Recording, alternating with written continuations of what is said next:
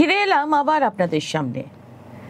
এতদিনে তো আপনারা জেনে গেছেন কাকদ্বীপে কালী মূর্তি ভাঙার ঘটনাকে কেন্দ্র করে রাজ্য রাজনীতি কতটা উত্তপ্ত হয়ে উঠেছিল। সেই উত্তাপের রেশ এখনো আছে বইকি। দিন কয়েক আগে, রাত বেশ গভীর বলা যায়, কাকদ্বীপের হারউড পয়েন্ট কোস্টাল থানার সূর্যনগর গ্রাম পঞ্চায়েতের উত্তর চন্দননগর নস্কর পাড়া থেকে কালী মূর্তি ভাঙার খবর পায় পুলিশ।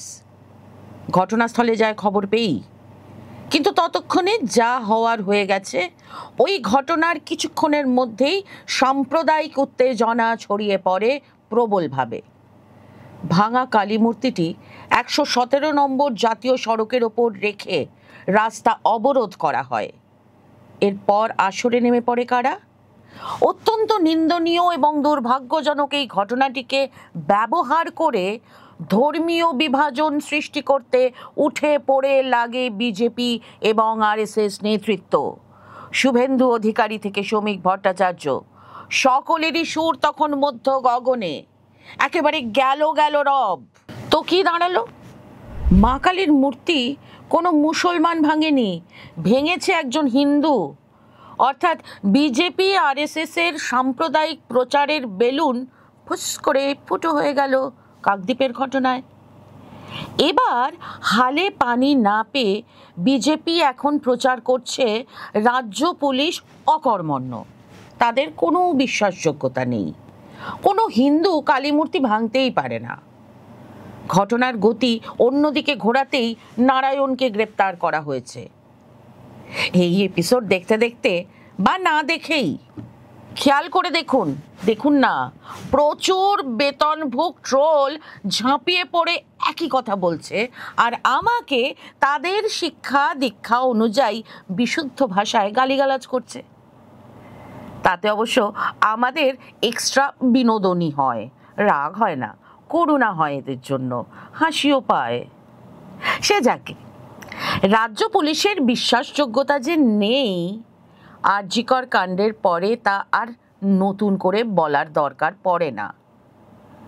কিন্তু সাহি হিন্দুত্বের ঠিকাদারদের হাতেই যে হিন্দু ধর্ম নিরাপদ নয় তা তো দিনের আলোর মতো স্পষ্ট হয়ে যাচ্ছে একের পর এক ঘটনায়। কখনো পাকিস্তান জিন্দাবাদ স্লোগান দিয়ে, কখনো গরু পাচার করতে গিয়ে এর আগেও ধরা পড়েছেন তথাকথিত হিন্দু বীরের দল। আর এই ঘটনাও নতুন নয়। পশ্চিমবঙ্গে এর আগেও দেবী মূর্তি ভেঙে গ্রেপ্তার হয়েছে বিজেপির লোকজন। গত 9 সেপ্টেম্বরের একটি খবরের দিকে নজর দেওয়া যাক।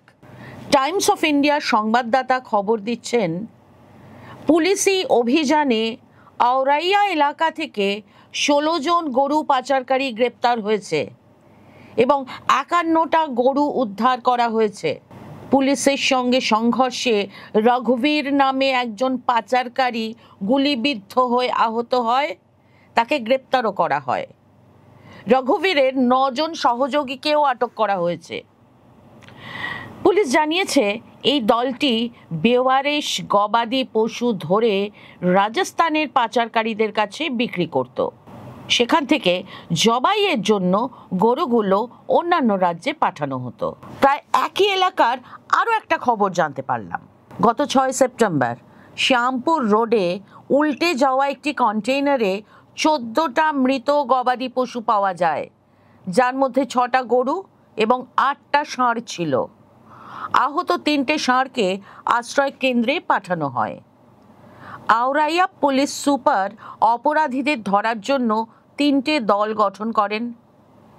হ্যাপি সিং সেঙ্গার, শিব ভাদৌরিয়া, দীপক, মঞ্জেশ যাদব এবং রাহুল নামে 4 জনকে গ্রেপ্তার করা হয়।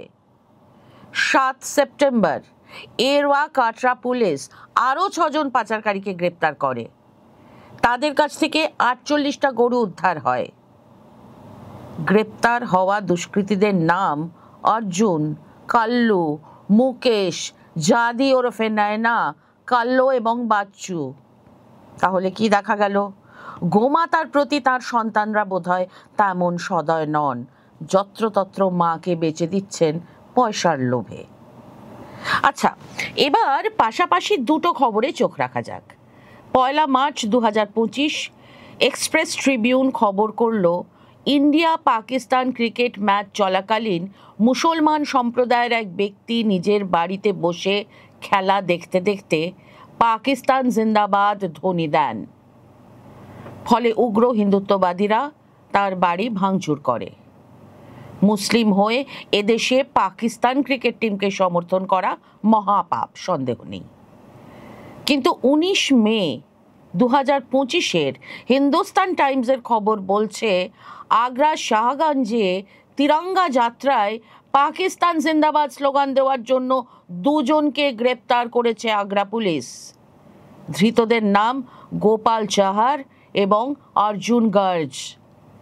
এদের বিরুদ্ধে সম্প্রীতি নষ্ট করার অভিযোগ এনেছিলেন কংগ্রেস নেতা অপূর্ব শর্মা। আরও একটা খবরে চোখ রাখা যাক। 4 জুন 2025 দ্য প্রিন্টের খবর, উত্তরপ্রদেশের বারাইচে পাকিস্তান জিন্দাবাদ স্লোগান দিয়ে সম্প্রীতি নষ্ট করার অভিযোগে গ্রেপ্তার হয় 5 জন। তাদের নামগুলো কি কি? অবিনাশ, অজিত কুমার, বিজয় প্রতাপ, অঙ্কুল, সতপাল। সকলেই খাসা মোহাম্মদপুরের রামগাঁও থানার আম্বেদকর নগরের বাসিন্দা এবং সকলেই হিন্দু। আরও একটা খবর, 4 সেপ্টেম্বর 2025 অল্ট নিউজের খবর। সমাজ মাধ্যমে একটা ভাইরাল ভিডিওতে দেখা যায় একটা ঘরে পাকিস্তান জিন্দাবাদ স্লোগান উঠছে। সেই ঘরে পাকিস্তানের পক্ষ নিয়ে বিভিন্ন ছবি ও পোস্টার সাজানো রয়েছে। ভিডিওর মধ্যে বক্তব্য ছিল, পাকিস্তানের সমর্থনে টাঙানো ওই পোস্টারগুলো মুসলমান সম্প্রদায়ের এক ব্যক্তির। সুদর্শন নিউজ এই ভিডিওটি শেয়ার করে। চারিদিকে ছিছিক্ষার পড়ে যায়। পরে সাংবাদিক সচিন গুপ্তার দেওয়া তথ্য থেকে অল্ট নিউজ জানতে পারে ওই ব্যক্তি মুসলমান নন, তার নাম যশবন্ত সিং।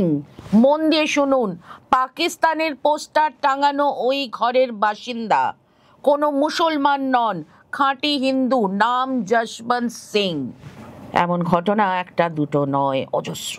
এই রাজ্যেই মুর্শিদাবাদের কাশেম বাজারে কালী মূর্তি ভাঙার ঘটনায় আরএসএস ঘনিষ্ঠ তাপস মণ্ডল গ্রেপ্তার হয়েছে।